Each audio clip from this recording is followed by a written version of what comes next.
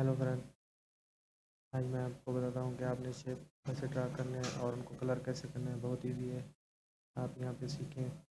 सबसे पहले आपने यहाँ से शेप वाले आइकन में जाना है, एक शेप उठाना है, उसको ड्रा करना है। जैसे शेप ड्रा हो गई, अब हम इसको कलर करेंगे। कलर के लिए फिल वाले आइकन में जाएँ। फिल वाला आइकन आपको लेफ़्ट साइड पे अप बार में नज़र आ जाएगा। जैसे आपने फिल वाले आइकन में गए, कलर पे टैप करेंगे, कलर चेंज हो जाएगा। अब मैं एक और शेप ड्रा कर रहा हूँ।